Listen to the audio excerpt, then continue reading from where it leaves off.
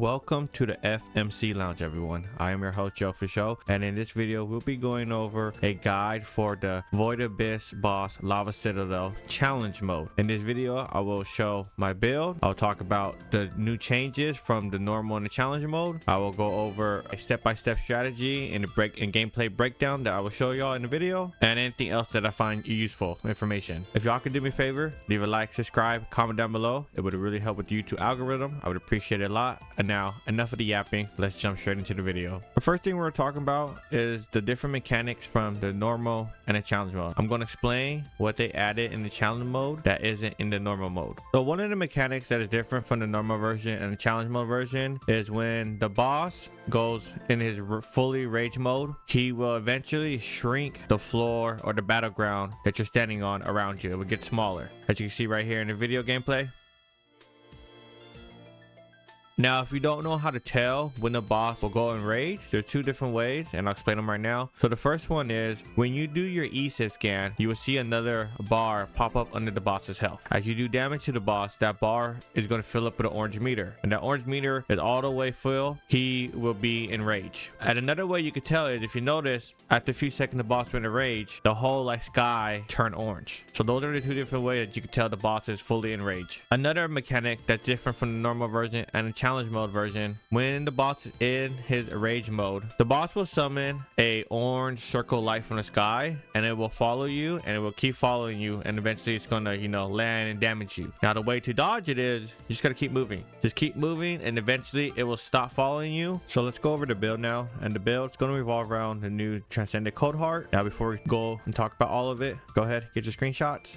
I know you see the ancestor mod here. You do not need it. I'll explain more in a few seconds. Just let me explain on the mods and stuff. Okay, if you don't know what Cold Heart does and why we're using it, check my Hailey guide video. There'll be a link in the description down below. Now for the mods, we're using Focus on Chill, 4 crit hit damage mods. We want as much crit hit chance, much crit hit damage as possible. Spear and Shield, mainly just for that skill power base, and then 2 cooldown mods right here, and then 1 HP mod, and then ancestor mod. Now, so this leaderboard time that you see right here on your screen, I got this time without using the ancestor mod. The video gameplay you're going to see later, I used the ancestor mod and it took longer. You don't need an ancestor mod. It will help, but at the end of the day, it's RNG on if the boss is gonna let you crit or not. So remember, you don't need an ancestor mod. It's just helpful. If you have an ancestor mod, you want one that has as much crit hit damage as possible. Having crit hit rate is cool. It will get you to 100% crit hit rate, as you can see right here. Let me use my third ability,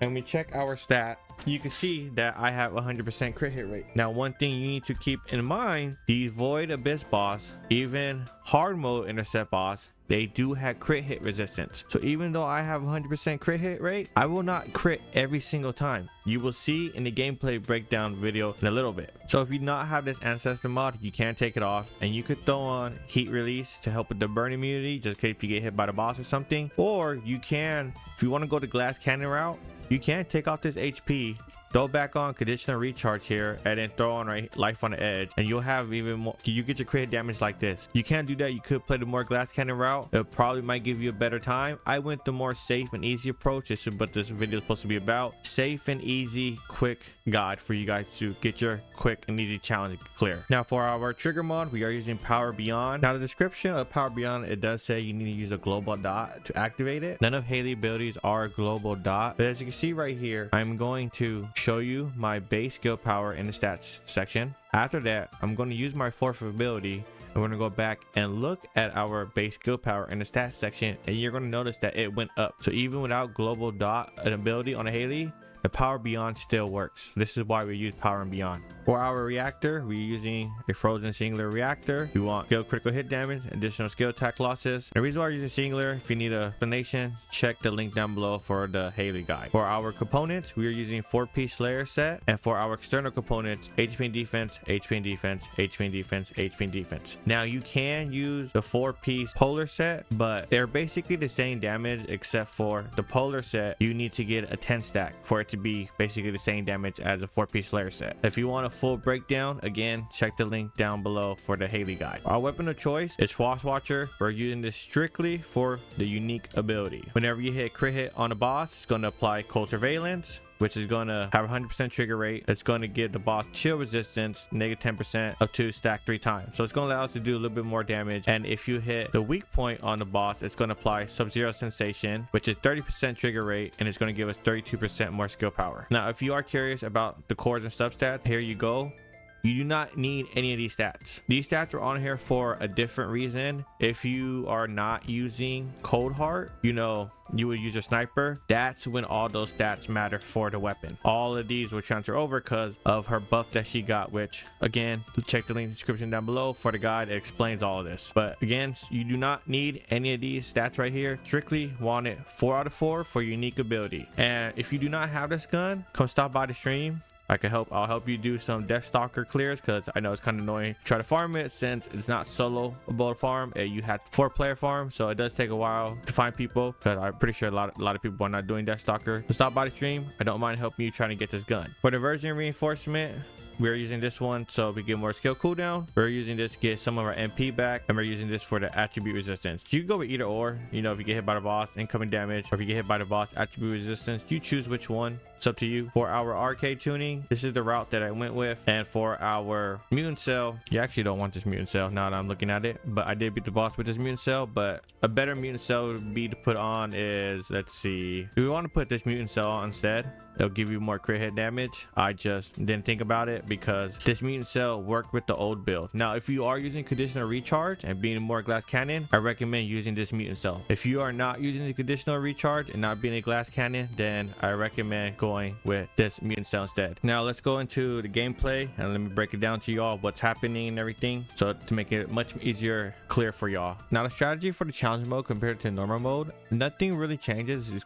literally quite the same. Whenever I use my first ability, I want to shoot the weak point of the boss to proc the unique ability of our weapon, and then you hit him with my second or my fourth ability. I'm just doing that over and over, but while I'm doing that, I got to pay attention for when the boss does that new mechanic attack that from the sky. Make sure I dodge that, and pay attention to my surrounding for whenever the boss spawns those new fires, or he does his fire slam attack and stuff like that. That's all you got to do, and just rinse and repeat over and over. It doesn't change from how normal is. When the boss does spawn his little mini crab enemies, I do want to kill them and focus on getting some MP or health if needed. So just keep that in mind while you're doing the boss fight. If you need some of that, look for the enemies that spawn. So there's not that much for me to say. You can just watch the rest of the gameplay if you want.